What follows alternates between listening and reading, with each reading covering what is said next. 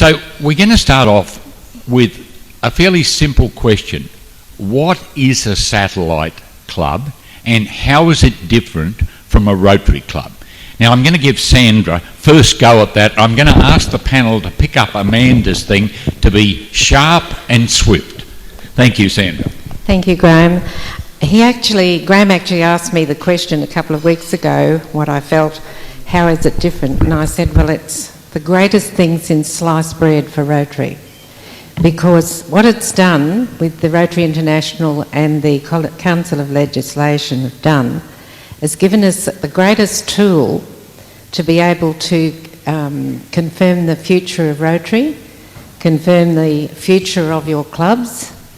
And what it does, it increases the membership numbers, it increases the numbers to participate in projects, and also the numbers to enjoy the fellowship of Rotary. But it's a passion which people in your club need to have, and I think Graham used the word passion, so I think it qualifies me because I think I'm the other older person on the panel. But it really is the future of Rotary to establish satellite clubs. It's not as easy these days to establish Rotary clubs, although we do have a couple in process in our district. But it really is just simply the fact that you can start a satellite club with 8 members and then progress, and if they get to 20 you can form a Rotary club. But it is different because with the sponsor club, for example, if they meet at night, a satellite club can be a breakfast club or a happy hour club, it can be anything. And this is what I see as the greatest gift Rotary have given us, is the flexibility to do things differently. And with that we secure Rotary success.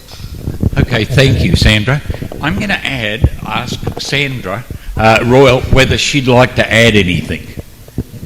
I think for me, being a satellite club member, I couldn't go to the Monday night meetings, no matter how much I tried. But to actually be able to go to a breakfast, which ours is, the first and third Thursdays of every month, actually gave me the opportunity to engage. I couldn't before, my work commitments are too extensive, but I can do the breakfast, and I think it gave me that opportunity, and it's given other people that opportunity, no matter your age. Okay, folks, I think we've finally got the technology up with where we are. There's everybody. And, yeah, what is a satellite club and how is it different? Neil, do you want to add anything to that, just quickly? Yeah, just quickly, Graham. I think what it's added to our club is we are very dynamic, and I know that's a word that gets thrown around a little bit, but we are quite a dynamic club. We're quite flexible. And probably the other thing that we've got, and I mentioned this last weekend at an RLI forum, people asked about our structure. We don't really have a structure. It's very, very flat. And that actually works for us. There were some people that were a little bit horrified by the fact we had no hierarchical structure. But it's a very flexible, very dynamic club, and it serves our purpose. Right. Look, I'm going to ask Simon, because to just focus a little on a satellite club in a university, because I think this is the kind of ubiquitous concept that we should get going in Rotary all across the country. Simon? Just being part of the satellite club at the university allows the flexibility to be involved while being at work or while being a university student. Think of us not as just a different club, but just an extension of the parent club. We're a little bit more structured than these guys, but we're a lot less structured than our parent club. The university has such huge resources. A huge resource to tap into.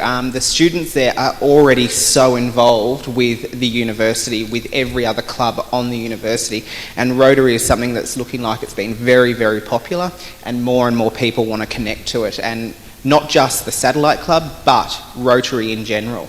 Yep. Thanks, Simon. I'd just add this, incidentally today, university students, as well as have a degree, they've got a much better chance out in the job market if they can say, I've done volunteer work, I've been involved in a community group like Rotary, and I know what it is to do some leadership. And we've had wonderful support from the university, both financially and in so many other ways. Okay, look, let's move on from there. Whoops. There we go. Righto, why start a satellite club? Why not just start another Rotary club? Now that's right in Sandy's alley, so I'm going to start with her again. Well, of course, we'd love to all start Rotary clubs, but we've got to be realistic in this day and age. But a satellite club, I should point out that every Rotary club is different, and that's why every satellite club would be different as well. There don't have to be a me too of the sponsor club. They can have their own identity with projects that they choose, and it's just easier to do to get the stimulation of membership growing. So I've sort of have been passionate, probably this is my third year now, but there was a lot of misunderstanding out in the community, and it's been a long road of educating the correct terms of how you can do a satellite club. In fact, you can add, you only need, what, 8 people? 8 members. 8 people to start a satellite club. Really nice, tight group, whereas you need 20 to kick a Rotary club off. And also you don't, like it can't be that you have a break away from the original club to start the sponsor club. They've got to be new Rotarians because that's the concept. But if after the satellite club is formed, there are members that maybe you may have lost because of the timing of your meetings, they can then transfer over to the satellite club, but not be part of the formation of it. I'm going to go on to Neil next. Neil, do you want to add anything to why start a satellite club? It just comes back to that word again, Graham, flexibility. It encourages people that can't make the regimented evening meetings. We only meet once a fortnight rather than once a week, but we tend to cram a whole lot into our fortnightly meetings. So it's the flexibility. Righto. That is the wonderful thing. The hum in a satellite club, as they sit down and start talking about what they're going to do, everybody's in talking and so forth, and yet the ideas pour out. There's an energy there. As a matter of fact, 3 of my Rotary Club members frequently come to satellite clubs because I think they just love the energy. By the way, you can imagine in a university sector, we have some wonderful speakers. There's just, no end to it. Listen, Sandra, go. Just very quickly, we're actually in a rural area, so I don't know who knows Glen Innes, but it's maybe a population of 6,000. We don't have a big membership base. So if we tried to start another club, we would actually be competing. Where with that small population, the satellite club actually provides us with a way we can actually collectively do a whole lot more with other people getting engaged. Simon, do you want to add anything on to that one? It's just a means of expanding Rotary's influence and looking at really different groups and a different demographic. The uni students are not going to attend regular strict meetings. They're very busy in what they call their life. Their curriculum doesn't actually allow them to do it because they're at classes all the way up until 10 p.m. at night. We meet in the mornings as well, and that seems to work extremely well for us. And it's just a structure that works better for people who aren't ready to fully commit to such a regimented meeting schedule.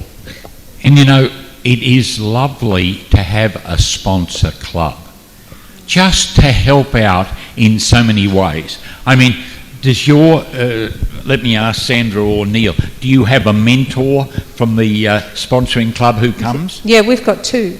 Righto, there you go. And we also have visitors that come, so it's open to anybody in the whole club to come along whenever they want to, and the guys do. They come along and enjoy themselves, and we end up getting more of them coming back as well. Yeah, we're the same. We have a lot of visiting Rotarians from our sponsor club and other clubs as well. Sandra and Sam are regular visitors at our meetings.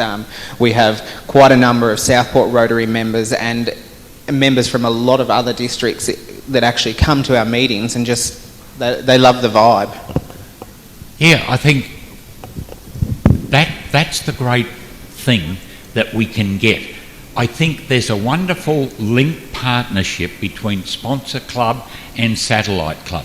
Both can energise each other. Folks, I'm going to move on. Let me just leave you with those thoughts. That's what the panel's talked about. An extension of a Rotary Club, an alternative meeting place, day, time, whatever, alternative demographics. How important is that? I mean, for example, the university one, they've already got people coming from the Gold Coast University Hospital across the way. So we'll pick up professional and other staff from over there. And I think the panel really underlined this beautifully, a more flexible approach. Let's go to membership. Neil, I'm going to start with you. Why are you a member of Glen Innes Satellite Club? It suits my needs, Graham. Just with our work commitments, Monday night, as Sandra said, I'm the same. We're just too busy. But Thursday morning, we only meet for an hour and a quarter, but we tend to get as much done in that hour and a quarter as a 3-hour meeting on a Monday night will. And I just find the diversity of our members.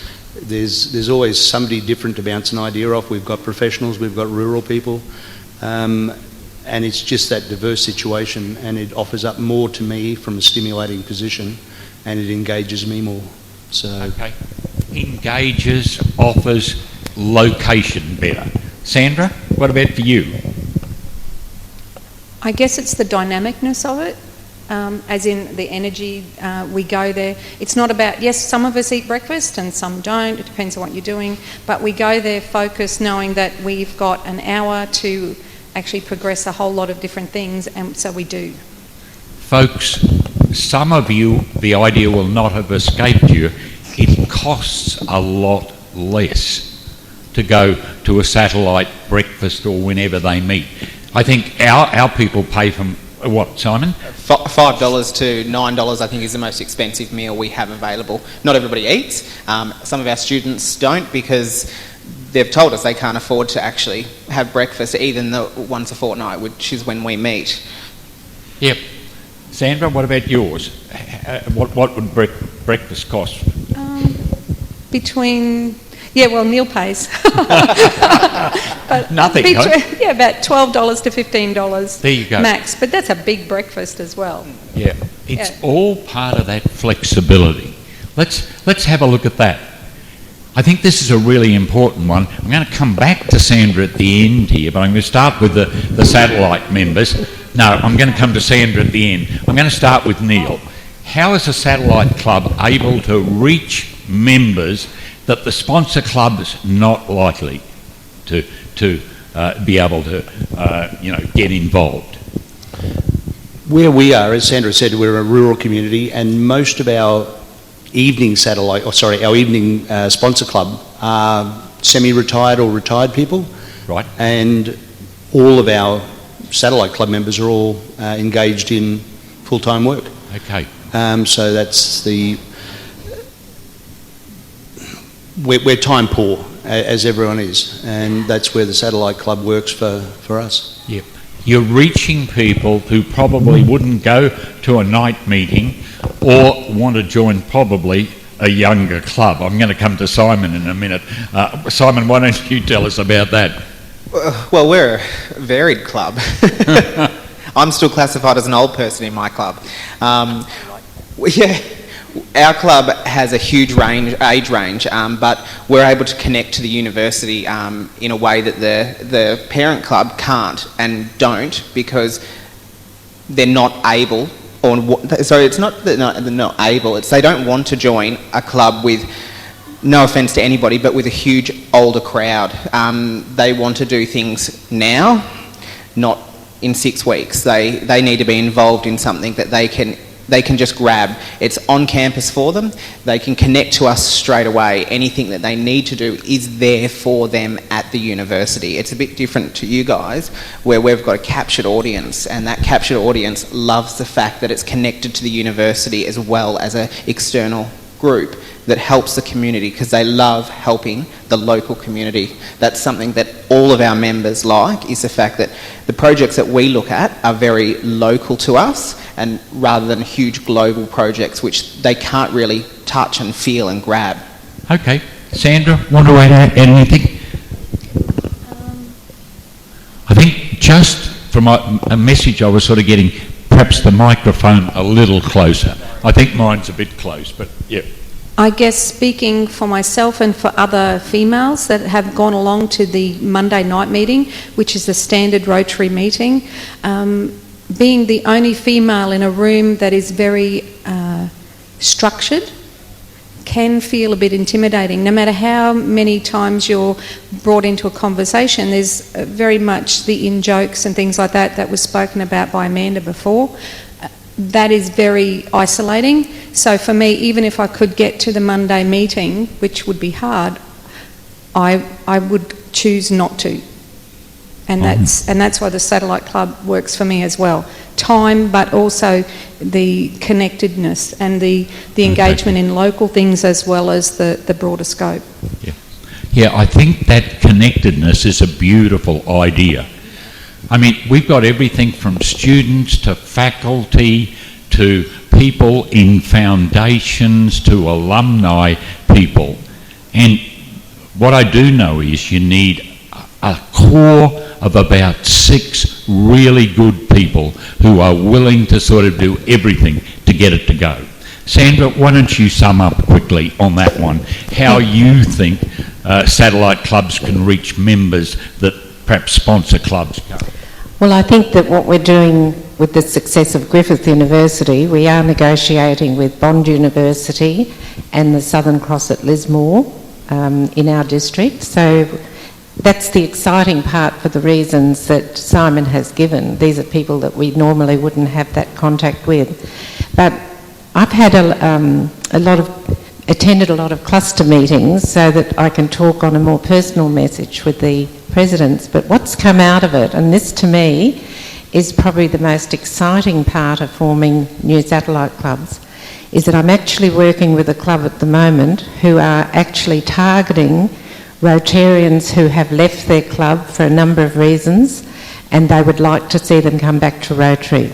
And the particular club I'm working with at the moment has 5 so far, all members of a Rotary club. They have had committee and been a president. So with a club like that, my work's going to be a lot less because of the fact that they're experienced Rotarians. But I'd like to urge every club to think about that, because we've all lost Rotarians over the years for any number of reasons. But if we can get them back into Rotary, then we say thank you to Rotary International for giving us this opportunity. Thanks, Sandra. I hope that message is getting across. They can be varied across all age groups, different kinds of interests, different kinds of background. Folks, I'm going to go to the satellite members again. What's happening with membership in your satellite club, Simon? Well, I was surprised. I was on holidays for 8 weeks, and in that 8 weeks we were able to actually get 7 new members just through the recruitment of a couple of students who have passed on to their friends that, oh, we're doing this, we're doing that, and membership is actually growing really quite rapidly at our club. We offer a sponsorship style membership for people who need it.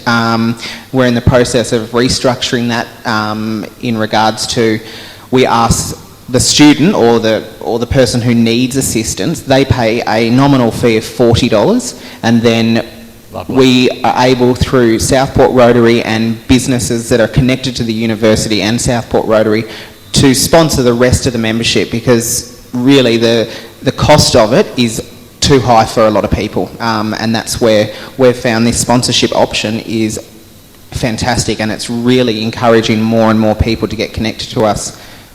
Folks, that's where a sponsor club can make a huge difference. We've probably got 4 or 5 people in our club sponsoring. Griffith University is sponsoring about 4 or 5 members, and there are other people doing it as well. Let's go to Neil.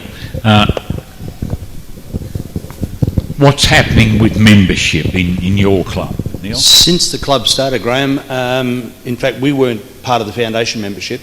They had set themselves to increase by 7 members, which was, there was going to be an increase of 7 members in the first year, so from 8 to 15. They achieved 13.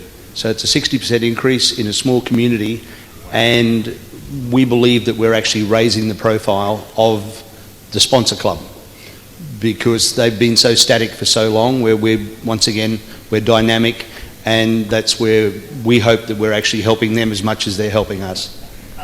I might add, the Rotary Club of Southport doesn't mind having over 50 members for the first time for many years as well. Sandra? Yeah. I just want to comment about the Glen Innes Satellite Club, because when we chartered, it was with 8 members, and that was back in Wendy's year.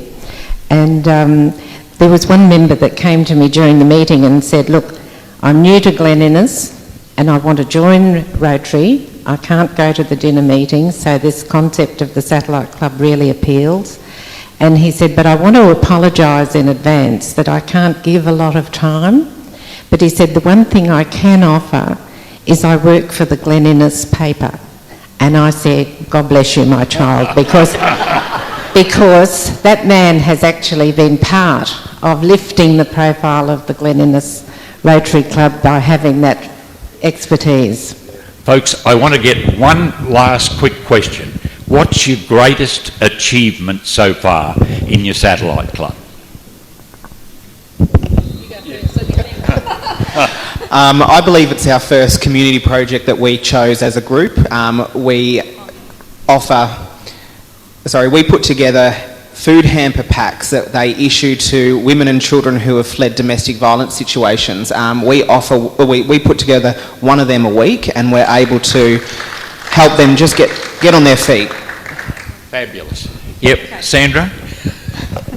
We get involved in all the projects that the main group are involved with, and we ended up actually having some surplus money, so we actually ran a fireworks night just for the community of Glen Innes and the families, especially the families that couldn't afford much. So food was put on, soups and stuff with the fireworks, and it was just a gold coin donation at the door. Well, we actually had so many people there. We expected about 100. We got nearly 450 that we know of, and then we made a profit. So we're now trying to work out what to do to give back again. And it was because people would come to the front and go, it's Rotary, here's $10. We don't worry about the gold coin. Fabulous. Folks, I'm going to wrap it up there. I might also add, you guys, Amanda was talking about working for the homeless. They did a lunch for 120 homeless people. Now, we had a bit of trouble with the finances. The planning was a little suspect, but we've learnt a hell of a lot from that activity. Folks, I'm going to wrap it up from there and just thank the panel for all of their contributions. Thank you very much. Could I just ask Sandy if she will just give us a few points about what a satellite club is and what it isn't, because I know in our district she's worked tirelessly to visit clubs and get the message through, and I think it's something that this talk would be, you know, it's important that you do that. Well, in covering the ground that we already have, I think it's important to point out that the members of the satellite club go on the membership base of the sponsor club. So this is where we say you make the club stronger and more vibrant, because if you have 25 members in your club and you start a satellite club with 10, you've suddenly got 35. They are full Rotarians. They pay exactly the same dues as what we all pay, and if they get to the 20 number, they do have the option, it's not compulsory, but they do have the option of becoming a Rotary club. But they are certainly a very important part of becoming part of the Rotary community as fully paying Rotarians. Thank you, Sandy. Thanks for that. And I mean, there are different variations. The university club's probably going to lose members every time there's a graduation. but the idea is to rebuild them. And, you know, I think, folks, it doesn't need to be a fast run to actually become a Rotary Club. I can see perhaps 2 or 3 years, some satellite clubs might never do it.